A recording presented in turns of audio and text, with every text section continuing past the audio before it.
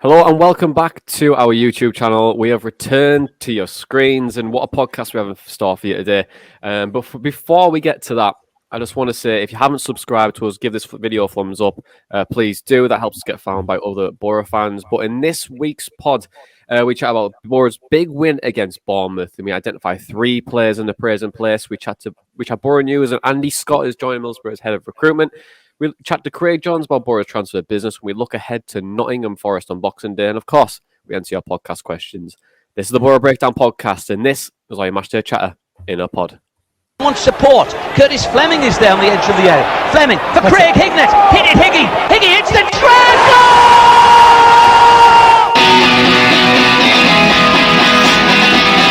Ravanelli coming alive again. Juninho wants the ball played to him. Ravanelli spots out Emerson!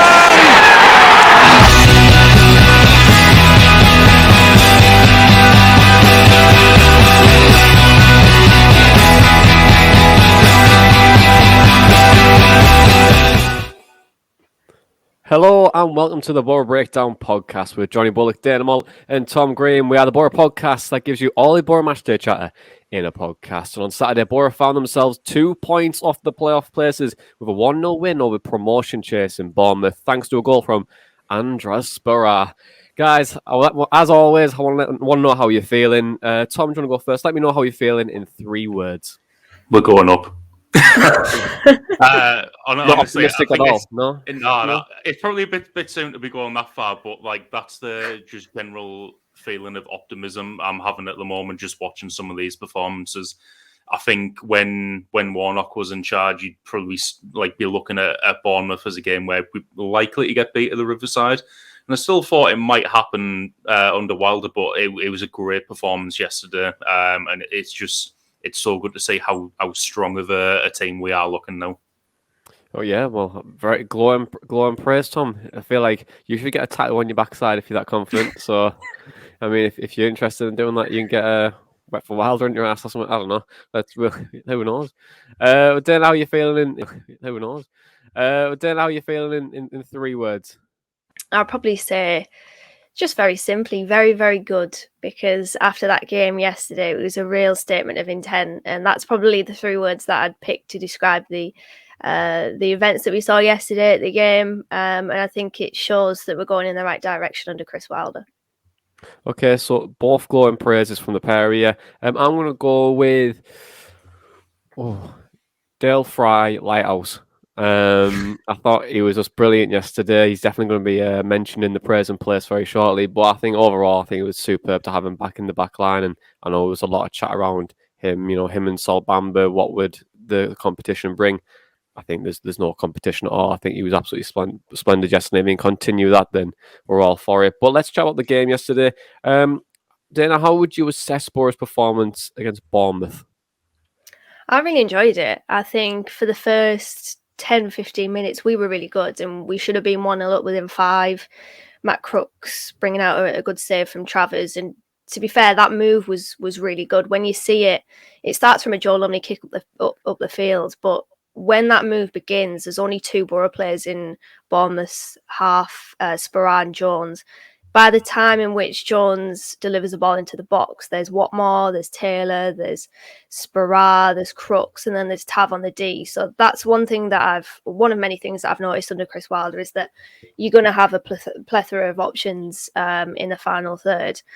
But then after that, I think Bournemouth did suss us out a little bit. It was clear that they were cutting down those passing lanes, and they were forcing Dykesdale in particular onto his weaker left foot. They were forcing him inside, and that's why I think we struggled a little bit building the ball out from the back, and I think that's why we saw passes between the centre halves and then to Lumley and then up the pitch. But second half, I mean, we had to play that first half quite with a bit of luck, to be honest, and we got that. And then in the second half, we really needed to start well, and we did, very similarly to the first half. And then Bournemouth, to be fair, they were very poor, but Boro were fantastic, I thought.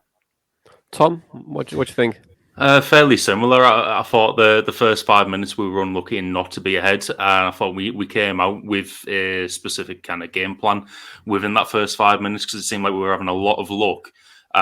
in trying the long balls over the top for Sparara and Jones to run onto, because they were playing such a high line. It was making it possible for us to do that.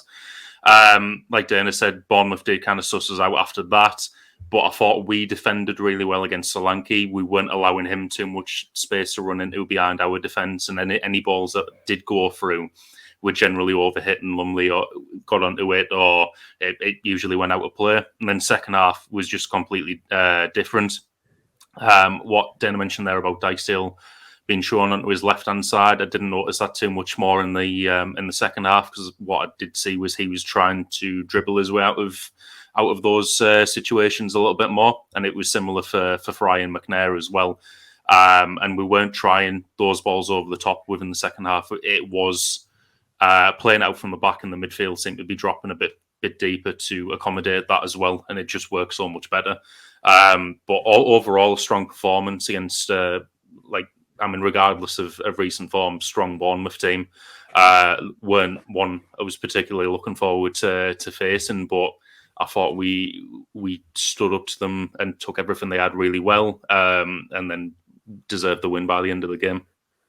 Yeah, it's interesting that you both mentioned Boro's early success. And Middlesbrough found a lot of joy getting in that half space and running in behind. But why do you think they'd be able to do that, Tom, before we were initially sussed out?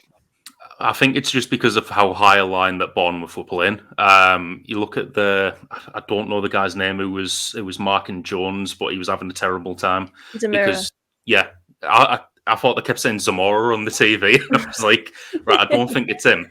Going back the years. Yeah, but he just really wasn't having much luck against Jones at all. Jones had the measure of him, and he had the pace to beat him constantly. I thought we had a lot of success playing it over him for Jones to run onto, but also for Sparara and Watmore to run onto behind the defensive line. Obviously, it's something they picked up on kind of fairly soon after the first 5-10 minutes, and pretty much put a stop to that, and they were trying to force us to play it along. So, the likes of Cahill could win it in the air, dropping a little bit deeper, but definitely at the first 5-10 minutes, I think that's the reason we had so much success with that particular tactic. It was almost like a return to long ball, but this time there was actually a reason for doing it, not just giving them the ball back. Yeah, I think you can add to that as well. And I think with the high line, I think it's suicide from Parker to play that because of Gary Cahill's pace. I think you've got to be a very, very good centre-half to play such a high line to do that. But then also, I thought the gaps between the centre-backs and their full-backs was huge. For many reasons, of course, they'll look to play an expansive back line because they'll want to try and stretch Boro, because we tend to be quite compact in our defensive play. And I thought they were trying to, if they were to move the ball very quickly, they would have created spaces. But that gap between the full backs and the centre backs was huge. And I think with layering in with the high line as well, I think it just forced Middlesbrough to didn't force us. We had a very good attack about us or incentive to try and get the ball in behind for Sparara and what more to run onto. But Dana, Boro looked very fluid in the shape from a 3-5-2 with the ball and 4-4-2 without. Why do you think Boro have been very fluid in the rotations with and without the ball? Well, I noticed it was sometimes a 5-3-2 more than a 4-4-2. But when you have a 4-4-2, obviously there's two banks of four and there's a lot of limited space, and it basically forces the opposition to play in between the lines. But when you've got wing backs like obviously Neil Taylor and Isaiah Jones, they can tuck in when it becomes a 5 at the back, and obviously with the midfield 3 as well, because we've got Tav, who I guess I'm sure started his career as a left back. I've said that a few times, but I'm gonna have to double check that because I'm not sure. I'm almost certain that he played a few games at left back, but obviously he's come through the academy as a wide player. He can tuck into those, I guess, left-hand half spaces, and you see that with Matt Crooks as well. So off the ball, our shape was absolutely fantastic yesterday.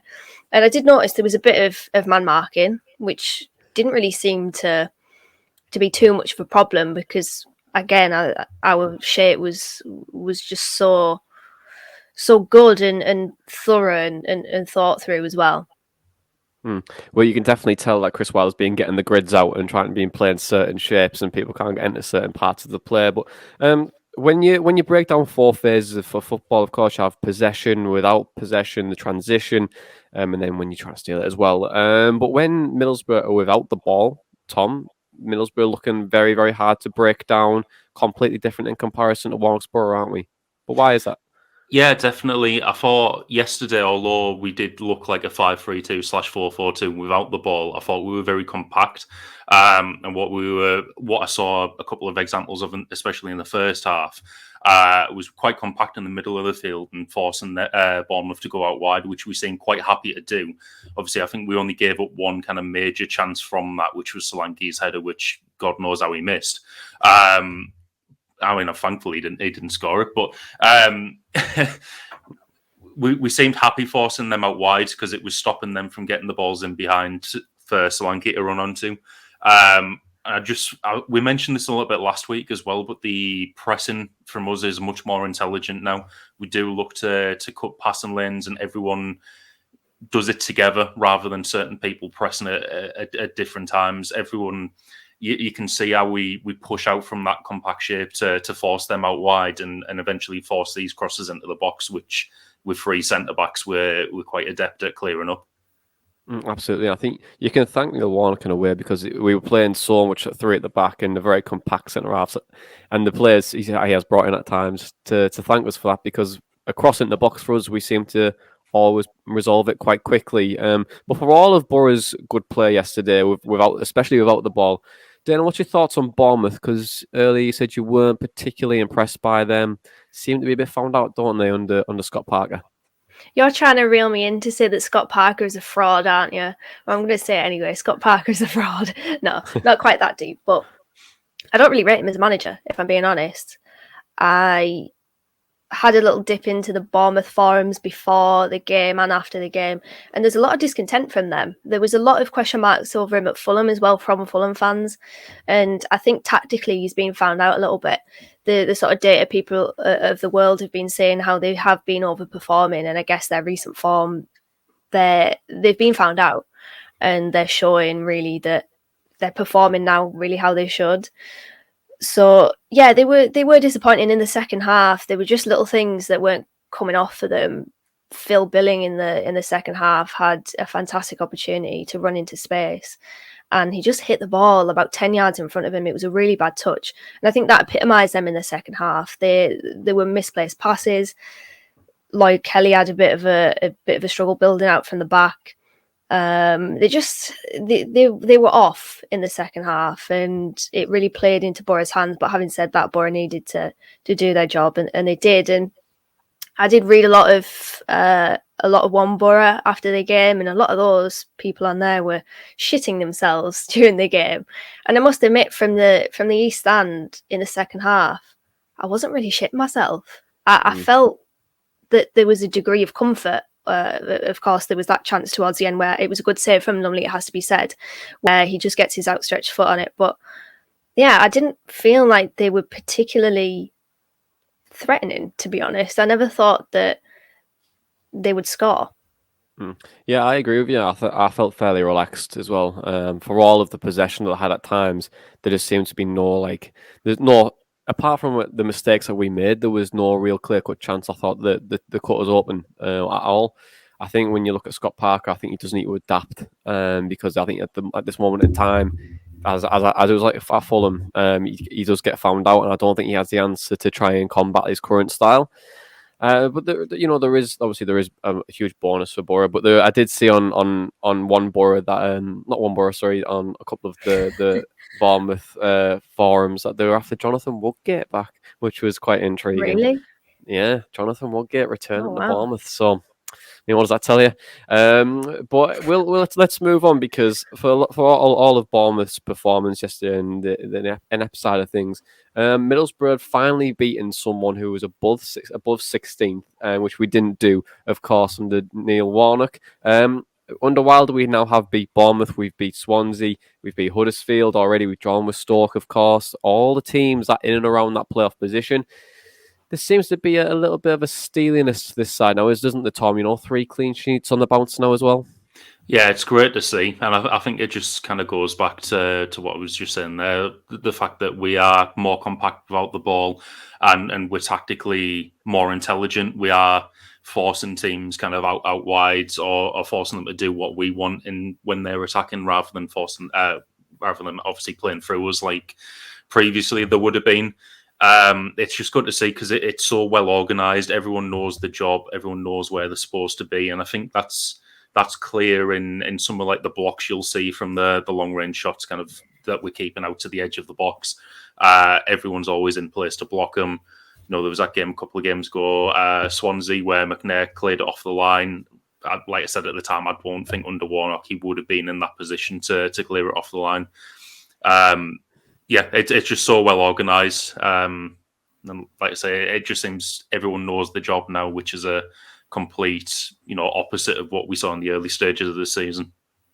Absolutely. Then, and obviously with that as well, there's like I was saying, there's a steer on this side, especially without the ball. But with the ball playing out from the back now, there's, it still needs to be a little bit improved, but it seems like there's definitely an identity there, isn't there? Yeah, we're in our early John Stones at Man City era, I think, where you're going to be a little bit on edge. And we definitely did play dangerously in the first half, and a lot of their chances did come through our mistakes. But I'm kind of fine with us playing out from the back. It's clearly a tactic that Chris Wilder wants to move forward with, and it's what I've really wanted, the possession football, and it does come with an element of risk, but I think with that, patience and trust is needed, and certainly from me, that's what the players are going to get. I'm going to trust that they can do that, and it will be a case of them growing into that and getting used to it. But yeah, I'm not mad at it, to be honest. I know there were a few groans yesterday because especially after the point in which I think Howson passed straight to Jayden Anthony and we really got away with it. He should have put that one away, but I don't mind it. Yeah, I do mind us giving a Bournemouth player a chance, but I don't mind us playing out for the back. It definitely comes back to like that. If you're looking to bring in a centre defensive midfielder in the January window, you definitely want someone who's a bit more ball playing. I think in comparison to compared to Howson, I think when you're talking about that four layers of football, I think when we are with the ball, there is an element where we probably have to improve on. It's just like the angles where I think we have to try to improve on. I think there's a little half space here and there where we're just not in the right positions yet. But you can definitely see that identity starting to come through. But I think there's especially like you're saying there, the John Stones era. We're very, very much in that, and I think there's a couple of players I think we need to bring in with a bit more quality on the ball to really help that flourish. But overall, I'm very impressed with it as well.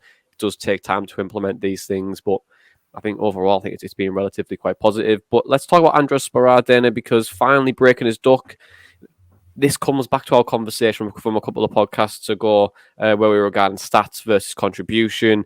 And what does a player really bring? Because I appreciate stats don't explain everything, but they do give it a good story. But sometimes that third pass doesn't count to a big contribution. He's a quality asset, but he's just lacking goals, isn't he?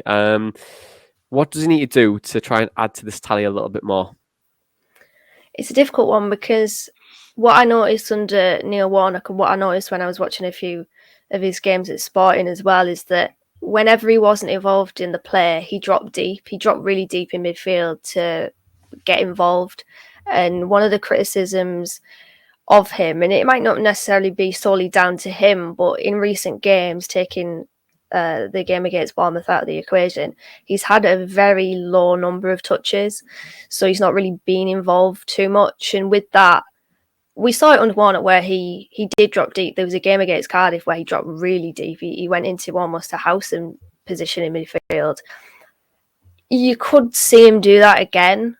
I mean, out of him and Watmore, he's probably the link, I would say. He's probably the one that is going to tie that duo together, and also the midfield as well, because he's got fantastic link-up play. We've seen it already. But maybe he just needs a little bit of luck as well. I don't know, a shot to ricochet off his backside or something like that to really get him going. Obviously, he got that goal yesterday from a penalty, but I think he does need to contribute a lot more from open play, and hopefully we can see that. If it means him dropping deep in midfield, then so be it. that Harry Kane mold, I guess. But yeah, there's a lot of promise and potential in Andrew Sperrat. I would love to see him when we do get it right with him, because I think he could be a really, really big asset for us. Tom, what do you think?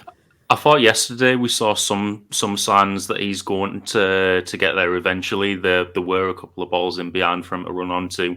I think, like Dana said previously, I think when we first signed him, he does point a lot where he wants the ball and kind of runs onto it, and he did that yesterday. I think he was unlucky not to score, about 5 minutes before we got the penalty. I think what they were saying on the commentary at the time, which I do agree with, is that he should have tried to dink it over the keeper there rather than hitting it low and giving the keeper the chance to save it with his foot. So maybe just work on finishing a little bit, just a wider range of shots rather than trying to drill it, which we've seen him have success with. But if he widens that up a bit and just has a different variation of finishing, it opens him up to scoring a few more, I think. Absolutely. It is an interesting point about, sorry, Johnny, it is an interesting point about his finishing, because there seems to be an idea that he's maybe not so much of a clinical finisher, but he's much more clinical than he is. And one of the things that I found the general consensus of him from Sporting fans is that he's very erratic with his finishing.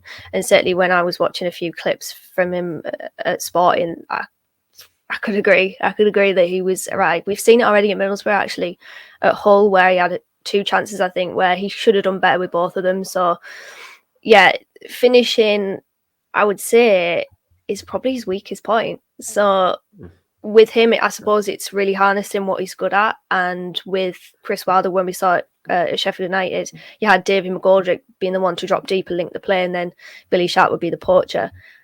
Once we get that mix up, then that would be a really good combination, I think. And Sperrat, for me, is that link-up striker. No, absolutely. Yeah. His movement off the ball is absolutely sensational. I think it's by far the best in the Championship. I think he does create the opportunities, but I'm going to sound very football cliche here. I'm going to say that I think he needs to be a bit more arrogant, a bit more selfish when he has the chance, because obviously he's going to get the tally up a little bit more, but I just think sometimes as a striker, I think Sperrat is guilty of trying to contribute to the team too much, if that makes sense. But I'd like to see him, maybe be a bit more arrogant, take a shot on, take the chance, and I appreciate that's very cliche, but it's just I think for me, I think that's probably what he needs to do to try and, because he's got the movement there, he's getting in the positions, but sometimes just not, I thought not being that selfish or arrogant enough to try and get the strike away. But let's chat about Neil Taylor really quickly, because his first appearance in a Boro shirt, it was like he's never been away from football, Tom, wasn't it? Because because his performance was fairly strong yesterday, wasn't it?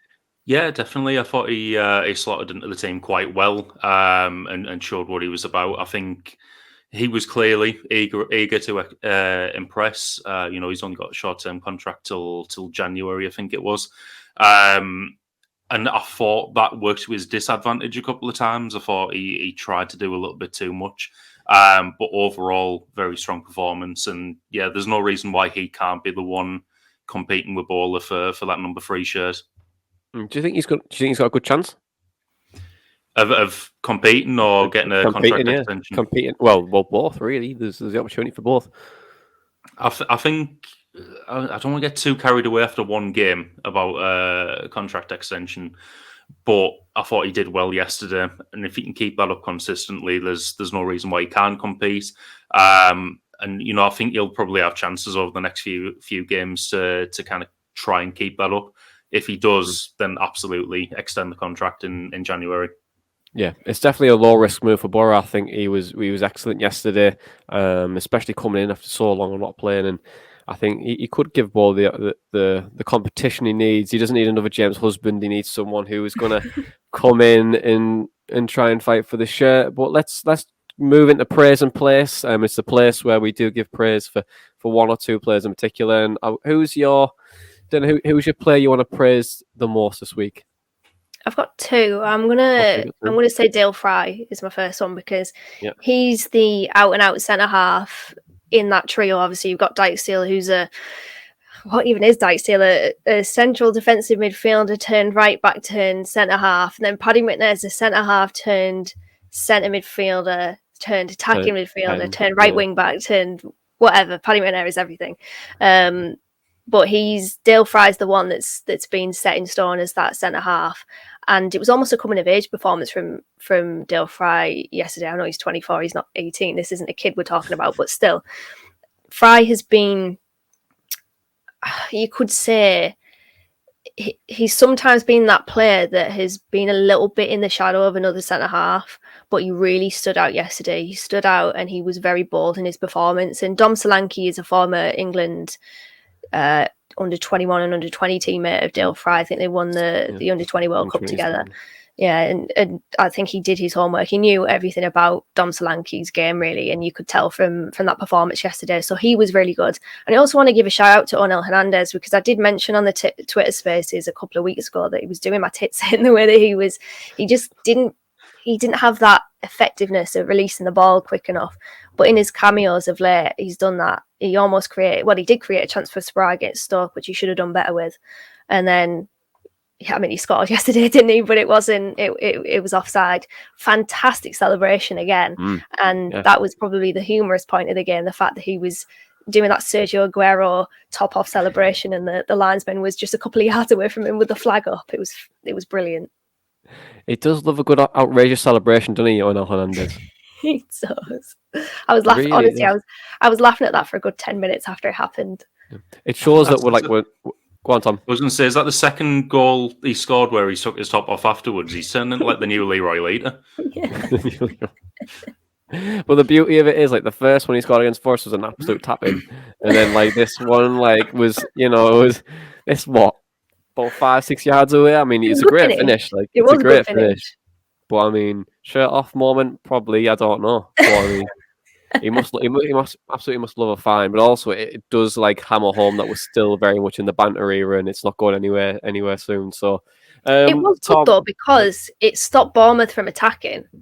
So obviously he didn't do that with the intention of like stopping Bournemouth from attacking, because he genuinely thought he scored. But in the end, it was quite funny. I mean, imagine that you score a goal, but it's disallowed, and then you get yellow carded for your celebration. A bit of a double whammy. Surely he must have like looked over like when he scored, and then like just. I feel like he just must have just done it anyway. It's like, I don't care. The best thing about it, low-key, the best thing about it is Yusuf in the frame pointing at him, and Yusuf can see the linesman, and both of them just celebrating because they're just caught up in the moment. It was brilliant. That's absolutely superb. Tom, are we going to go for the praise and place this week? I'm probably going to go for Tav, and I know that's probably going to annoy some people who, like on Twitter who haven't liked him for ages, but I thought yesterday was a very good performance from him. I thought his range of passing was immense at times. There was a video clip of one of the passes where he like just hits it on the volley to, I can't remember who it was, Crooks in the centre circle. What a ball that was. But also something I noticed about him yesterday, which I've never seen him do before, is he was competing and using his strength so much more, either to hold the ball up or to win it back. It's a part of his game I didn't know he had, because usually you think back to the times we've seen Tav over the last couple of years, he'll try and dribble his way out of danger. He never really uses his strength that much, but he was using it so well yesterday, winning the ball back and holding it up. So he's starting to look a bit more of a complete centre midfielder from adding that aspect into his game, I think. Oh yeah, absolutely. I think Tav yesterday. It comes back to that conversation we've had previously around statistics and contributions and trying to find the balance of what a player can potentially bring to a side. And I appreciate there's a lot of things for Tav in terms of stats which might help him, but there's also be stuff that'll hinder him. And then with his performance yesterday, I think I agree with Tom. I thought he was absolutely superb at times. Appreciate he can be the most frustrating. Well, do you think he can be the most frustrating player on the pitch at times? Because some of the chances he gets himself in, and you just think, like you should be putting that away. Yeah, sometimes. I mean, you think about the one towards the end of the game where it's like, if you just took a touch and took that down, you'd have probably had a much better chance. To take that down. The one at the end where Hernandez crosses. Yeah, and he hit it on his right foot. I don't know. I think he could have done. I don't think he had the time to. I think he was in quite a bit of space. Coming on. Yeah, I mean, you take the right touch there and kind of take it away from the keeper, then you've got a chance. I think it would have been better than hitting it on your weak foot on the volley. But there's been other times this season where it's like dropped him on the edge of the box and he's like hammered it into row Z and stuff. And you think with the amount of chances he had, his goal tally should be higher. And especially like you think back to like the Millwall game last season, I think it was, where he was just like pinging shots into the far corner from outside the box. I think he just needs to score one and kind of get his groove back for that, and then the rest of the goals will come. But he can be frustrating at times, but he offers too much to the team to kind of overlook the rest of it, really. Yeah, there's I think, like you're saying, it comes back to that conversation again. But I think with the contribution he's bringing to the overall team and the setup, I think he's instrumental. Really, I think it'd be interesting to see if he stays at the end of the season, or of course in January. You never know. With Leeds' injury crisis at the moment, it'd be interesting to see what he brings next season. I think next season could be a very, very good year for Tav if he was to stay at the club. In terms of my praise and place, I think my play would be again. I think Dale Fry. I thought he was excellent yesterday. Read the game really well. Made things really difficult for Solanke, and I just thought the back three in general really compact at times. Made things really difficult, and I think that's just like the foundation that we need at times. All great teams are built from a really solid defense, and I think with Boro we have to, of course, keep working on that and try to improve things. But I think overall, I think we're really, really solid at the moment, and I think Chris Wilder deserves a lot of credit for what he's done in such a short space of time to make us more resolute at the back. But yeah, I think Dale Fry probably the standout praise player, but of course Dyke Steele and McNair, I thought they were absolutely superb yesterday. And the way we move in terms of shape as well, from if we have to move to a 4 and maybe Dyke Steele moves from more of a right back position or the edge of the box. It's just all really solid. I think I can't praise the team enough at times yesterday. I thought probably arguably the best performance in the second half I've seen all season from a Boro side. And I'll probably say it's probably the best tactically performance I've seen from a Boro team in a long time as well. We just seem to be in a completely different place now from where we were previously earlier on in the season as well. But let's move on, guys. Let's chat about some Boro news this week. And Boro looks set to appoint a new head of recruitment with Andy Scott coming from Swansea to take the helm. Tom, Middlesbrough seem to be heading in a completely different direction. So how would you feel about it? Because off the pitch, it seems that things are starting to change.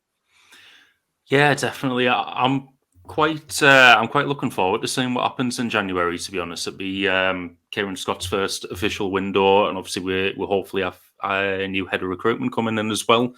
I'm looking forward to seeing what it brings, because you look at the last few years, the recruitment hasn't been that great. I think the last time you can go back to a good spell of recruitment was under Karanka, when we had Peter Kenyon involved as well, and that seemed to we seem to have a link with Mendes, and we were bringing in good players off the back of that, and that was a complete change in direction from what we had before, and it was effective.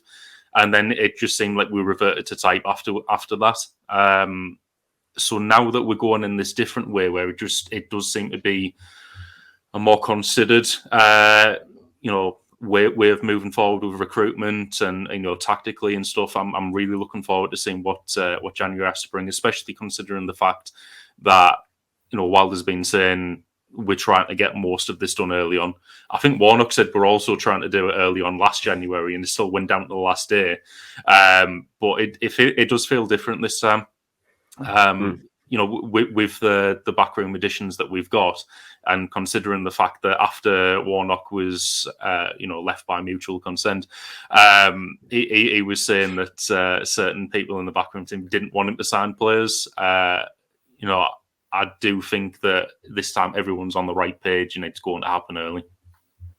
Absolutely. And obviously, of course, you're saying there, Tom Brown and Kieran Scott just coming in, Andy Scott as well, just after, it'll probably be just after the January window that it officially starts. But Rome wasn't built in a day with any of these things, and it could take time to try and identify these players, couldn't it?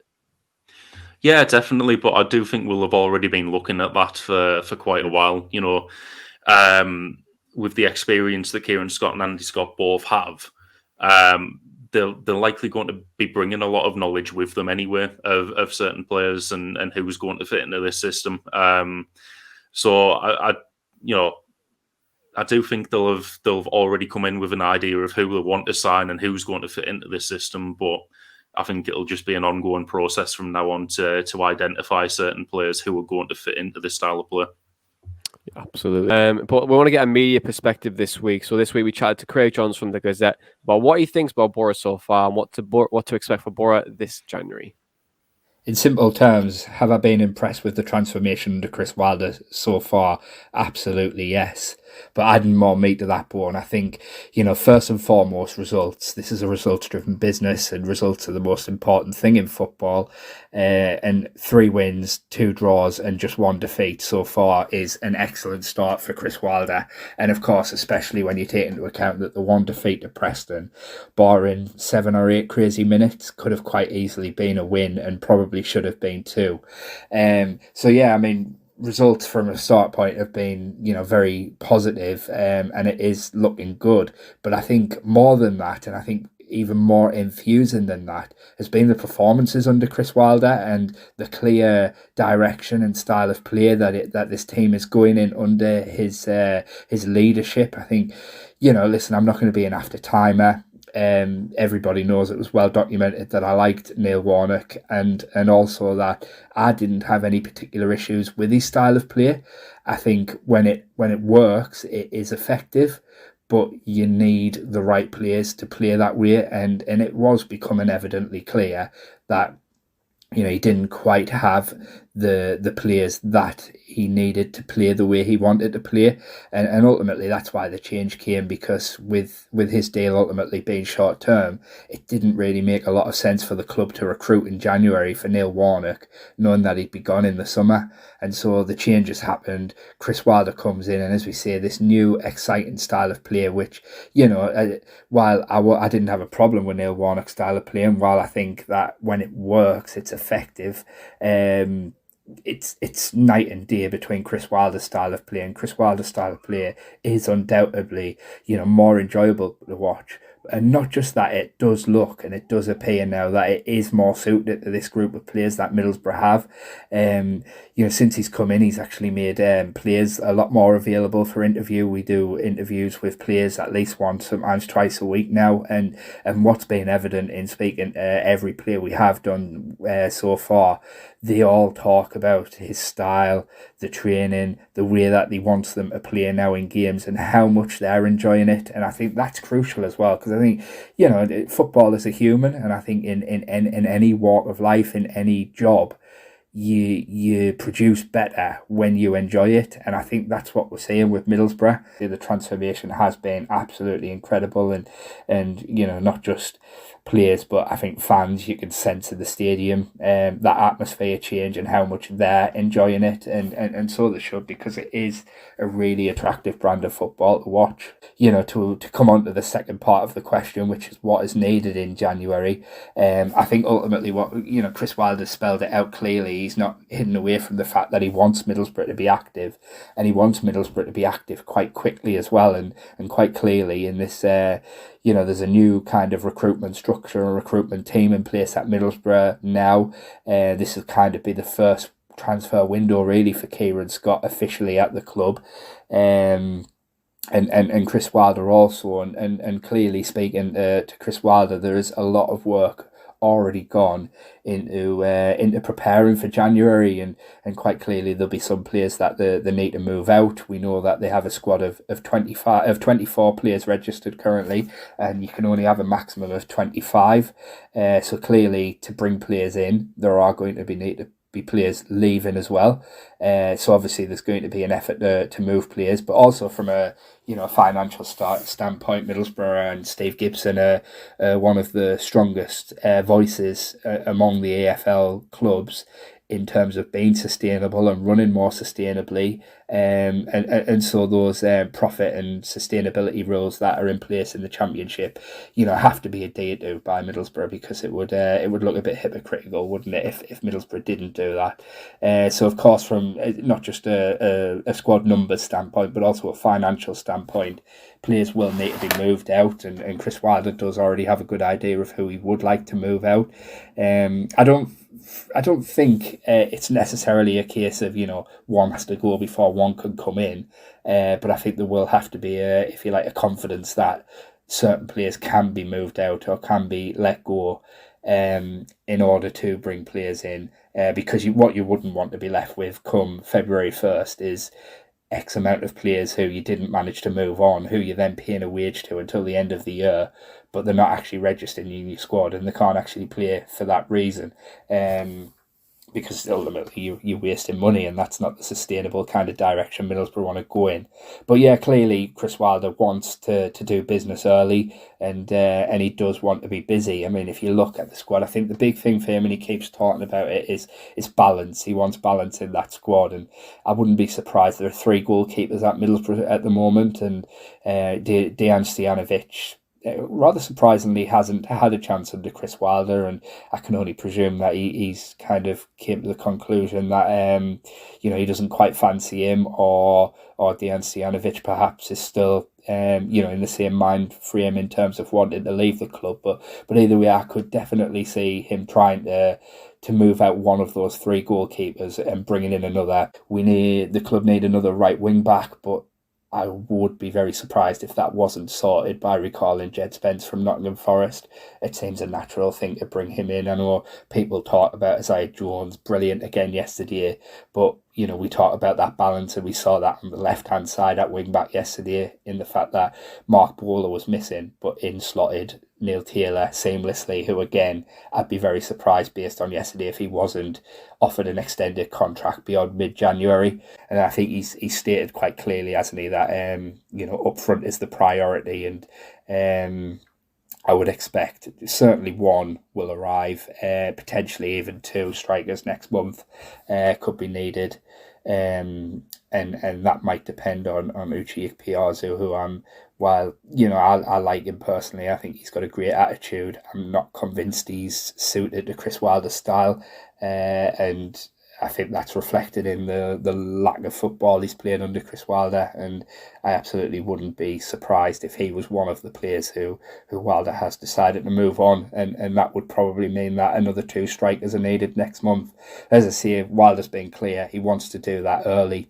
They are in advanced talks with a number of clubs / players about potentially bringing players in. Obviously, they won't reveal who those players are at this moment. They won't want to scupper their own deals. But clearly they are being proactive, and they're working hard to do this work as early as possible. So, I was writing my notes there to get everything in. Advanced talks, of course, proactive. And then it's also very refreshing to hear, Tom, that we're trying to get things done early doors.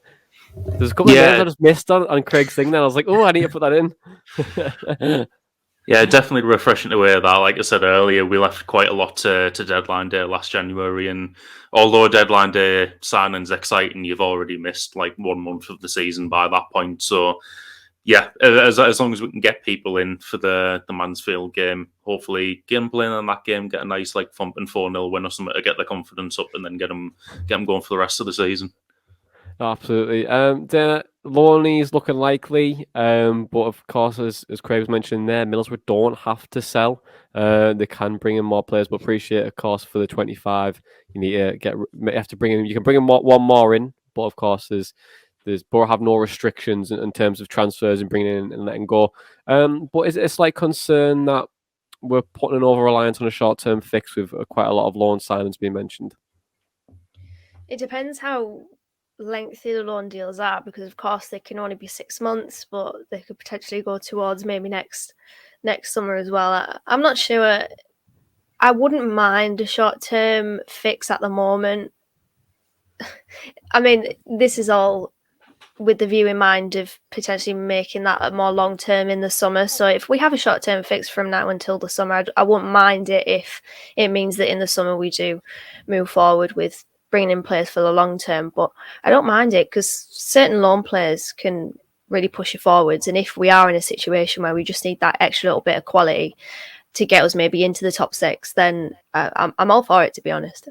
Yeah, would you like to hear from Boro's new recruitment manager, Andy Scott? Sorry, Kieran, Andy Scott. They're all the same, isn't it? It's all the Scots. Michael Scott, I don't get him in there. Michael Scott. I mean, Tom, we're going to see Spider-Man today, so I'm here to start that Not perfect together, Spider-Man so meme. I'm not together. just to clarify that. Just to I was gonna say, clarify. where's my invite? Yeah, true. I mean, sorry, you must have missed the invite then. Sorry. But yeah, I was going to say, with all the Scots, then it'd be nice to hear from at least one of them, wouldn't it, to hear about Boro's transfer plans? Yeah, it would be, and I think that is on the agenda because I was reading the Middlesbrough supporters forum detailing it basically, and that's something that they want to happen in the new year. So it'd be good to hear from him. I know we already have, but a more in-depth interview would be nice. Sorry, this is Kieran Scott I'm talking about, but it would also be nice to hear from Andy Scott. I mean, technically he's not at the club right now because he hasn't been confirmed, but excuse me, it would be good to hear from both of them. Hear from all the Scots. All the Scots. Scott. And I'm Scott, yeah. Middlesbrough re-signed Gordon Strachan for the Scots. But how many players do you think we need then? How many players do you think we need? It's going to be a very busy month, isn't it, for Middlesbrough, both in and out. Tom, how many do you think? I reckon 5, and that's kind of based on who I think's going to be leaving and who I think might be coming back as well. Obviously, Spence coming back is probably the one everyone kind of just assumes is going to happen. I'd be interested to kind of see where his head's at if that does happen, though, because you're going to be going from playing regularly in a Forest team and you're being loved by the supporters to be in competition for Jones, who is probably in that position for us. He's playing regularly and loved by the supporters. So, yeah, I'd be interested to kind of see where his head is when he comes back. But also, I do feel like Stojanovic might leave. I feel like Grant Hall might leave because I don't think he kind of fits too well into what Chris Wilder wants in the centre back positions. Uche, I think, could leave, and then I know we were after 2 strikers anyway. I do think we'd be after another centre back, more of a kind of ball playing centre back, hopefully left footed as well.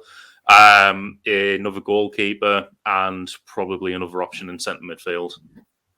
So there's quite a few options there, Don, isn't there, for what you're going for? But Dana, what about you? What do you think? Who do you think? How many players do you think we need, and how many players do you think are going to go? I think Stojanovic will go, so I think we'll need another keeper. Whether that happens in January or whether it happens in the summer, who knows? But I reckon it could well be an immediate priority, just because we've already seen under Wilder so far that he's played both Daniels and Lumley, so it shows that there's something. And I know that Lumley was injured, but he did come back on the bench for a game where Luke Daniels was in between the sticks. So goalkeeper, left-footed centre half, 2 strikers, and much depends on James Lesaliki. Craig did mention it in the audio clip, but we had to edit it out just for time reasons. But it will be interesting to hear about James Lesaliki and whether or not he has a future at the club, because of course he was brought in under Warnock. I don't think he was a Warnock signing per se, but he just hasn't really got going, to be honest. And with the African Cup of Nations looming, Cameroon are the host nation, so if he's in the squad, he's definitely going, because they're definitely going. So that will mean he misses about maybe max of 5 games. He certainly misses that FA Cup tie against Mansfield, which would be a really good game for him to really get going. But it just doesn't seem to have really happened too much for James Lesaliki. So he could potentially leave. And then, of course, as I mentioned, we will be looking for strikers. Uche, I think, could leave. Hall, I do agree with Tom. I think Hall might be one that leaves as well. I know he's both interested in Jed Spence and appreciate he's loved by the supporters of Nottingham Forest, but I mean we do need to go to Manjaro's very soon if he is to come back. Yeah, he's loved by us. That's good enough, by right? us. So that's enough, you know. What fan base gets if Jed scores? We're going to Manjaro's across the Riverside. Do you know what I mean? Across the Riverside pitch, you know. What fan group does that? You know, what podcast would do that? I mean, just us, I guess. Just those idiots.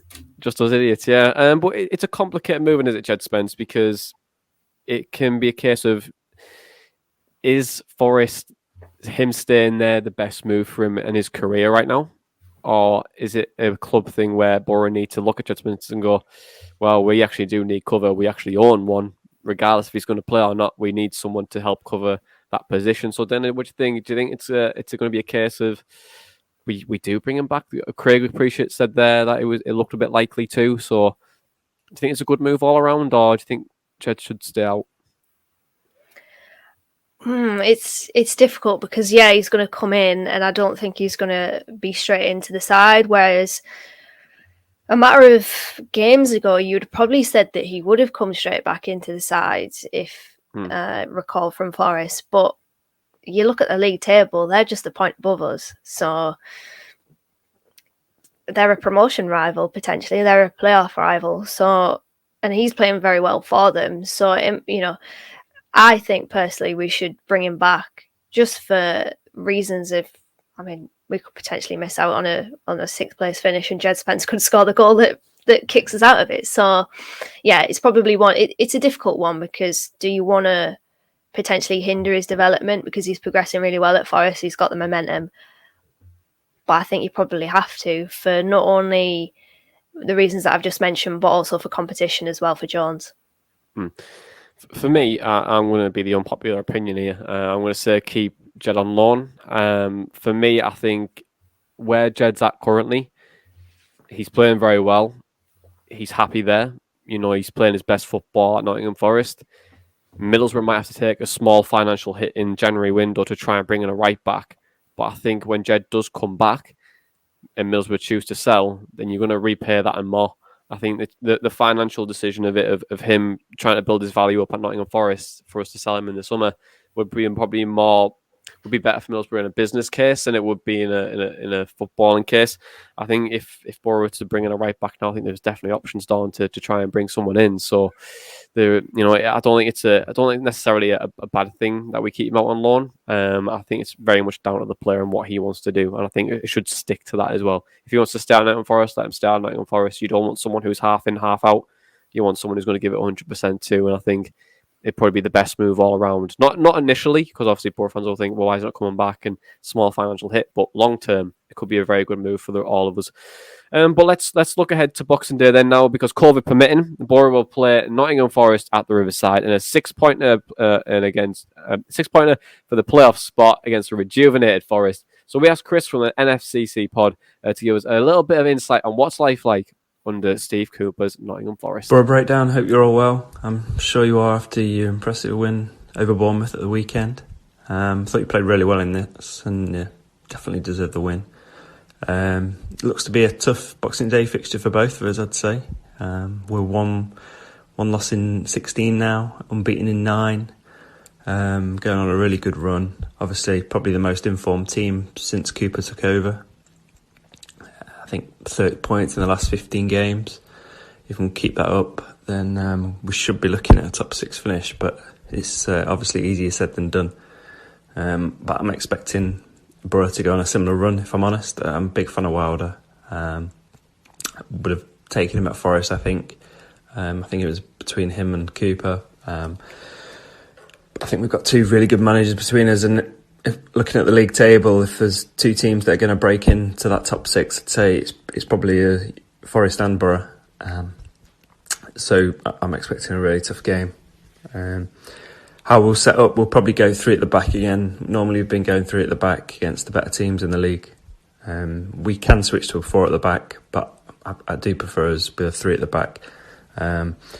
We've got good numbers back there. It'll likely be Joe Worrell at right centre-back, McKenna definitely a left centre-back, and then in between that it's switched between Tobias Figueiredo and Ryan Yates. Obviously Ryan Yates normally plays centre midfield, but he's really got all the attributes to be a centre-back for me. Wins the ball in the air, it's one of his best attributes. Technically on the ball he's not the best, so if he's playing centre-back it helps him a lot. He can just play forward. I think that's the way we'll go. We could be really light for wing-backs in this one. Obviously, Jed Spence ineligible to play right wing-back. That'll be a big loss for us. Left wing-back, we're normally playing Jordi Osei-Tutu, who's on loan from Arsenal. A really good player. Been struggling with a lot of injuries at the start of the season. He's only appeared 3 games for us. He came off against Hull, had a knock. Hopefully he'll be back for this one. if he is, he'll be playing right wing back. Left wing back, Max Lowe is out injured. He started training again in the week. Possibly this one comes too early for him. So Jack Colback will probably slot in at left wing back. That'll be a worry for me up against, obviously, Isaiah Jones, who's playing unbelievable for you at the minute. With his pace, you can really cause problems down that side. So that's probably one thing I'd watch out for. Maybe Max Lowe will get back and that'll help us out, but I don't see him being back in time. Obviously, Jed Spence, like I said, we've got him on loan from you guys. He'll be a big loss. He's been a big player for us, as we all keep saying, keep raving about on Twitter. He just progresses the ball for us so well with his progressive runs. It's so similar to what I've seen of Jones. Get at defenders, and we're not the best passing team technically, progressing it through the middle, but with passing wise, it's not really our game. We've not really got the players to do that. So with our wing backs are massive for us. It's how we progress the ball up the field and hurt teams. And he started to get a real good combination going with Brennan Johnson, who likes to drift to that right hand side if he's playing in a fluid front three. That'll be where we're going to probably try and hurt you. Paddy McNair, left centre back for you. I imagine we'll be just trying to get balls in behind him for Brennan Johnson to run on to, get Brennan to maybe pull him out wide, get him isolated. That'll be the way we'll attack things. Obviously, a lot tougher to do when we've not got the good combination of Brennan Johnson and Jed Spence on the right. If Jordi Osei-Tutu can't play right wing back, that'll be a huge loss, and obviously we'll probably have to go into the under-23s maybe, or we did sign a player from Olympiacos called Mohamed Draga, who he's a right back, but we've not seen hardly any of him this season.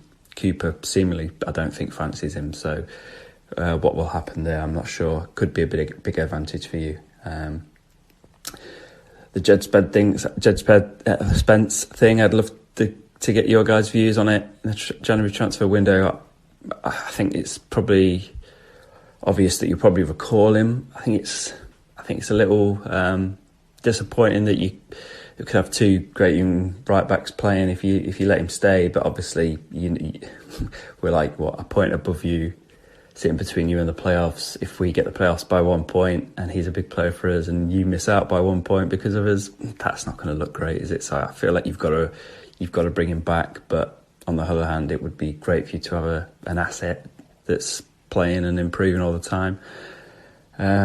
Maybe we try and buy him off you in January, I don't know. Maybe you slap a price tag on him with Isaiah Jones playing. Obviously, Jed Spence will come back and probably not play as much as he is now. Well, he definitely probably won't play as much as he is now. Do you slap a price tag on him and say, give us 3, 4, 5 million? I don't know what it would be. That's possible. But yeah, big player for us. And yeah, it'll be a tough game on Boxing Day. The best team wins. Prediction-wise, 0-0, 1-1, a goal in it. Either way, I think it's going to be fine margins in this one. Two good teams on the up, I'd say. Anyway, good luck. So fine margins from Chris then. A lot was saying there about wing back conundrum there as well. A few injuries here and there that could be quite difficult for them, but it's going to be a very, very tough game. But then a very rejuvenated Nottingham Forest under Steve Cooper. Are you surprised by the turnaround? Because they were absolutely hopeless when we played them earlier on in the season. Yeah, we've played some bad teams this season, but Forest are probably the worst team that we've played. And that move away from Chris Hughton really was a good one from Forest. But yeah, they seem to have had that new manager bounce and then some, to be honest. I think we can't really call it that anymore because it's been quite lengthy, their good form, but maybe to a degree, I guess, because I didn't particularly rate for Steve Cooper at Swansea, to be fair. But yeah, they're going really well, and they do have some really good players, in fairness to them. So I think it will be an interesting game. Two teams that have better form and are in good form. So yeah, I'm interested to see how this game's going to go. Absolutely, Tom. What do you think? How do you think it's going to go? Yeah, I think it's a bit mad that this game you've said is a playoff 6-pointer, considering where both teams were when we last played them. Like, they looked as good as relegated, and we weren't like, I mean, we were better. We weren't anywhere near the relegation, but we weren't anywhere near where we are now either. Looking at their form, obviously they are in great form. They've not actually lost since the 24th of October, which I believe was a 4-0 loss to Fulham. But in their last 5 away games, they've only actually won one of them, and it is mainly draws. So you can understand why the Forest fans said it was going to be a game of fine margins. I feel like we will probably do okay with it, though. I think that we're getting the Riverside back to kind of being a fortress. So it's early days with that, but we know that that's where we're going to pick up most of our points, and hopefully we can just capitalise on the fact that they're going to have trouble at wing back and kind of really use that to our advantage. Absolutely. It's interesting to see if we try and overload that left-hand side, especially if both of their wing-backs are currently out. But what's your predictions for the game, guys? I know Chris was saying it's going to be a tight game. Could be one goal either way, but what are you thinking? Do you want to go first? We've played Forest on Boxing Day before, haven't we? And that was 3-0, so I'm going to go 3-0 again. Why not? 3-0, why not? And then, Tom, what are you going to go for? I'll go for 2-0. 2-0 to Boro. I'm going to go 2-1, I think. I'm going to go 2-1. I feel like they're going to sneak on towards the end. But overall, I think we just have enough to beat them. But let's move on to questions for the week. So on Twitter, you send the questions in every Saturday and we record them on the podcast and answer them. So the first one up is from Danny Beardmore. He says, would you sign Sparrow permanently? I think he would complement a more prolific striker, but also chip in a few goals himself. Dana, what do you think? Andros Sparrow, he's only on loan for the season. What do you think? I would, but not for the reported fee that the permanent deal is. I think that was around 8 million. For me, I think probably about half that, just because he's not particularly clinical enough to really warrant an £8 million price tag. But if it's a lesser fee than that, then absolutely, yeah. Absolutely. For me, 100%, absolutely love him. But yeah, not 8 million, 4 million, definitely. Next one, Tom, it's from Rob Fletcher. He says, who is getting dropped when the new signings come in, or will we just be looking to bulk out the squad? I hope no one's getting dropped. I don't think anyone deserves to be dropped at the moment. Like I said before, you always stick with a winning team, and that's what we're doing at the moment. I feel like it will be to bulk out the squad, but we also know from the last couple of weeks, with like Fry coming in place of Bamba, Lumley coming back in goal, I don't think Wilder's afraid to make those decisions with a winning team. It's possible that someone could drop out, but I don't think on current form anyone particularly deserves to. I feel like those options are going to be there on the bench, and they're going to have to take their chance when it comes to them. Oh, absolutely. It's good for competition for places. But next question, I'm going to stick with you, Tom, because you said about like most improved players. Spencer asks us most improved player under Chris Wilder. You were saying there's competition for places now, but who's been the most improved since he's came in? For me, I feel like Matt Crooks. I think now that he's... You know what? He was kind of being used as a midfield target man under Warnock, and a lot of the ball coming to him was just always in the air. I think now that he's got that role in the midfield where he's actually allowed to play with the ball at his feet, I think he's doing much better. I think he suits this system a lot more.